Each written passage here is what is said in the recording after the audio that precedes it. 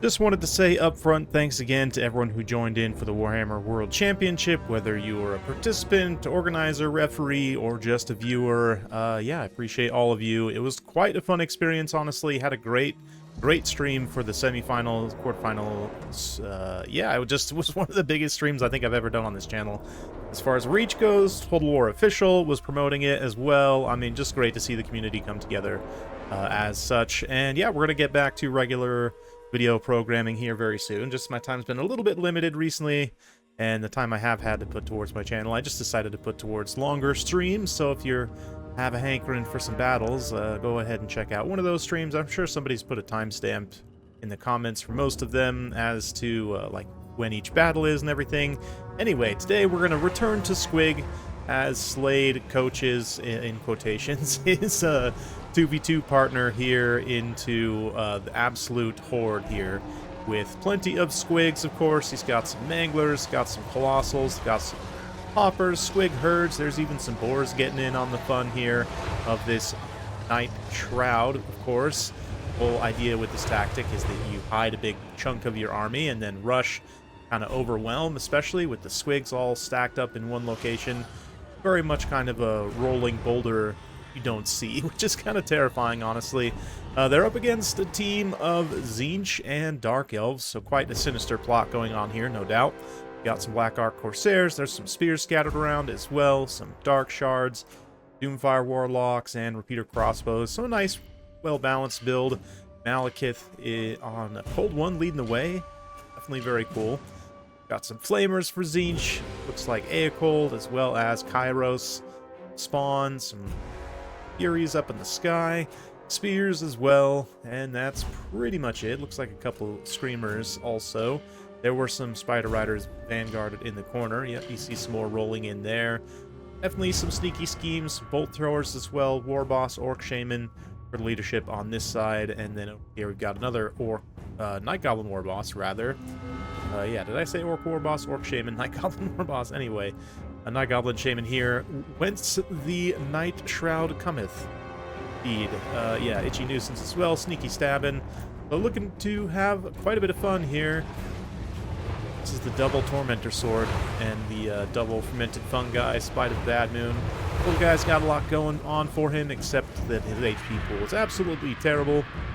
It's too bad that the Colossal Squigs are not available as a mount, because that would make this guy actually a pretty good lord overall. And actually, I mean, he can be a competitive pick in comparison to, I don't know, the Night Goblin Shaman on the Spider's just so good, as we saw in the Warhammer World Championship. But you got to give the little guy credit for having a very good utility kit, even if his stats make him a little bit squishy. This one's going to run in here and get pretty well smacked, but here comes the Squig horde rolling on in, having a grand old time. Yes, beautiful. Some of you guys out there will have a hankering for 2v2s, no doubt. More of a produced video, although I don't do a ton of production of my videos, to be honest. It's all just one big take. But yeah, it's a little bit different format than live streams. That being said, Squigs are definitely live and streaming. These Tzeentch guys, that was a terrible transition. I don't even know. Anyway, yeah, a little bit of Warp Flame being unleashed here. But the double Acid Burpa right in the center of this sledgehammer of Squigs, essentially. Doing a ton of damage, although the Dark Elves actually seem to be holding this flank fairly well. We've got some Spider Riders running Disruption.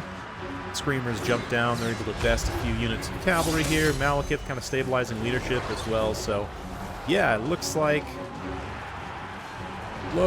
so far weathering the storm decently well, but Squig Tide definitely has quite a bit still here in the center, the Manglers and the Colossals. Let's see, one Acid Burpa gets through with that sneaky stab in. Gonna get on those Flamers, take some big chomps out of them. I wonder what the flavor tastes like. I'd imagine quite spicy. Maybe in like a weird way. Anyway.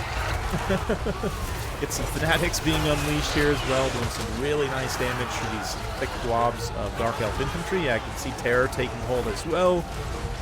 Malekith gets the fermented fungi. He's going to be enraged. Melee defense down, but it doesn't last too long before he pops out of there. It'll be a nasty 3v1 though with both of these acid burpas and the Night Goblin Warboss here. Yeah, pops Spite of the Bad One as well, looking like they're going for it. They smell blood. Malekith tastes very yummy, apparently, according to Squig. Yeah, I'd imagine Malekith would just be bitter.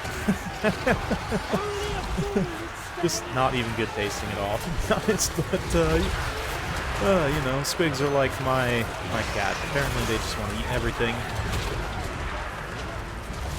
That being said, Squigs also chasing the Doomfire Warlocks here. They're trying to outmaneuver, maybe, yeah, wheel up and around, come back and kind of reunify with what's left. Although, looking pretty thin on the ground. Malekith continuing to get beat down.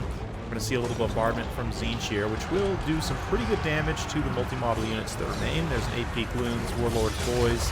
Do a little bit of damage to the single entities as well, just through sheer volume of fire, literally. But actually, yeah, not too much. They're kind of out towards the edge. They're not going to get too many of those missiles there. Some okay damage, but nothing too insane. Doomfire Warlocks, yeah, once they get caught by the Squig Tide, there's no amount of weird Dark Elf kind of magic it's going to save you from this situation. Not enough spell slots, apparently. Could have been actual spellcasters.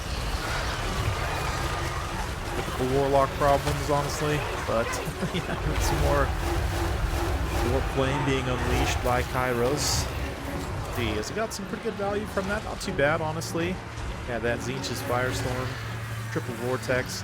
You get some pretty good work done. It's not as efficient against like cavalry-sized stuff like Squigs are, but it definitely does good damage still. I'm surprised these Warp Flamers have been kept alive this long, though. Credit to the Tzeentch player here. Got some spawn and some spears protecting. Kairos gets pulled down to the ground from into the fungi, but honestly maybe wants to fight on the ground here. Squigs are all immune to psychology, so it's one big benefit of taking Squig units in general. Yeah, even like the basic Squig birds are immune to psychology, which for the Green Tide is really nice. Not that their leadership is very good at all. To be honest, their base leadership is in fact very bad. But yeah, they don't have to worry as much about them being terror routed. Definitely a benefit. Even the Night Goblin Warboss, yeah, even he's immune to psychology when mounted on the Squig. Squigs are brave. They don't care. They're just hungry. They want to eat everything, like I said. Amazing. 'Kay. And one of you guys who knows better, I probably should know this, but Squigs are also a thing in 40k, right? Or some variant thereof. I seem to vaguely recall something like that. I don't know if it was official content or if that was just somebody's cool little homebrew thing they made, but anyway. I really hope we get Squigs in 40k, because I want Squigs to eat tanks. It seems like a good time. Yeah, it's definitely gonna be a good time. But soon the hype train will commence for 40k. We're also going to be having hopefully some more of the End Times content soon. I decided not to cover the Boris stuff, at least for now. I might cover it a little bit. I do like a combined video. Yeah, with some things, but I'm not sure yet. Just because I kind of missed the boat on that, and it's not multiplayer. I can only show you like the first 10 turns of the campaign, right? And other YouTubers and content creators have pretty much covered that to death, so I don't know if there's a lot really I can add to the conversation outside of the multiplayer context. Of course, I can't show you yet, so yeah, I might just skip on it for now. I'm still not 100% sure. You guys let me know if you want me to just give you my general thoughts on first 10 turns of Boris and the new units that are available there. Yeah, let me know if that's something you want to see. But regardless, the Squigs going on their final attack, trying to get Kairos and his last weird boys down. Both the Acid Burpas and both the War Bosses survived very impressively. Very well played to both of these players here. This is, of course, as I mentioned at the top, the legendary Slade X. Just an absolute gent, scholar, just all the all the superlatives, honestly. Sends me some excellent replays. Just generally really good dude. So Always enjoy showcasing his mad schemes here, and yeah, the mad scheme of the Squig Bomb, especially the double Squig Bomb, is much superior than whatever Malekith and Kairos were cooking up. Although Kairos gets some pretty good value, he's a really good lord when used well. Imagine these Marauder Spears got their work cut out for them in terms of lots of large stuff to kill, so yeah, they're going to get some really nice value. The Marauder Horsemen, actually, the Green Tide get a really nice job of limiting fairly well. Some Screamers do okay. I mean, they do have anti-large themselves also, but they're deployed in a certain way. They're pretty squishy, so they can just die. The Spawn, though, also get some pretty nice value. Flamers just about pay for themselves, so yeah, so each player definitely had some respectable performances. Malekith on the cold one's decently expensive, but he still gets some value before he gets absolutely eaten by Squigs. The Doomfire Warlocks, okay, maybe not as much as you'd want from them, and just in this type of situation, they're so squishy, just gonna get overwhelmed, I think, as we saw there. Also, the way that they were kind of deployed and engaged, I think they didn't get the best engagement necessarily against the Squig Tide, so definitely played into it as well. Yeah, Night Goblin Warboss of Slade took a bunch of damage, but hung around at least, and then a lot of the damage came from the Squig Hoppers and the Acid Burpa, of course. Almost 3,000 damage value on this one. For Nevermore as well. Over 3,000 damage value there. So, yeah, I mean, the Acid Burpas are a big reason why build works so well. And the Colossal Squigs in general, I feel like, are generally pretty good single entities. Greenskins have some good options, but I didn't really see too many of them in the higher levels of tournament play, I guess. With the, championship, but it was really, I mean, Greenskin single entity, the one you saw the most by far was the Night Goblin Shaman on the Spider, like I mentioned. It's just so good, so efficient, but Night Goblin Warboss, definitely a fun tech pick for sure. Situation like this, where they're more of just a support lord, they can kind of get in, support the big Squig, get their Tormentor Swords, try and force good engagements, use the Tormented Fungi for the same thing, right? Definitely can get some good value, and that shows up a lot in the units that they're supporting, not necessarily on their own stats. But anyway, that's pretty much it. I mean, some good contributions across the board from both armies, but yeah, Squig, Sledgehammer, Hidden, Squig, Boulder, whatever you want to call it. Come up with your own name for the build down in the comments below. If you got to this point. Hopefully you enjoyed. If you like this sort of content, be sure to like and subscribe. Hit that bell notification every time I upload a new video. You'll be notified. Thanks again. We'll see you next time.